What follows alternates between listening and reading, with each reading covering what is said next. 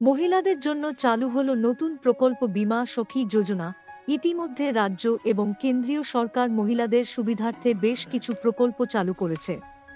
আর তার মধ্যে লক্ষ্মীর ভাণ্ডার, সুভদ্রা যোজনা প্রকল্পগুলি উল্লেখযোগ্য।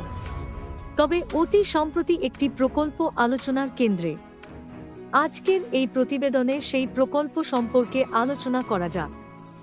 সম্প্রতি ভারত সরকারের উদ্যোগে এবং রাষ্ট্রায়ত্ত বীমা সংস্থা এলআইসির তত্ত্বাবধানে হরিয়ানার পানিপথে এক বিশেষ অনুষ্ঠানের মাধ্যমে পিএম নরেন্দ্র মোদী বীমা সখী যোজনা স্কিমের শুভ উদ্বোধন।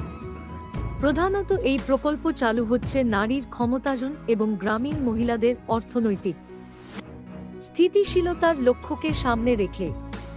প্রকল্পটি নিঃসন্দেহে মহিলাদের সুবিধার্থে খুব গুরুত্বপূর্ণ ভূমিকা পালন করবে। সূত্রের খবর, এই প্রকল্পের উদ্বোধনী অনুষ্ঠানে প্রধানমন্ত্রী ছাড়াও উপস্থিত থাকবেন হরিয়ানার রাজ্যপাল বান্দারু দত্তাত্রেয়, কেন্দ্রীয় অর্থমন্ত্রী নির্মলা সীতারামন, হরিয়ানার মুখ্যমন্ত্রী নয়াব সিং সাইনি, কেন্দ্রীয় ও রাজ্য স্তরের অন্যান্য মন্ত্রীরা। যদিও এই প্রকল্পের বিষয়ে সমস্ত বিবরণ এখনও প্রকাশ করেনি এলআইসি, তবে প্রকল্পের মূল উদ্দেশ্য ও পরিকল্পনা ইতিমধ্যেই সাধারণ মানুষের কাছে চর্চার বিষয়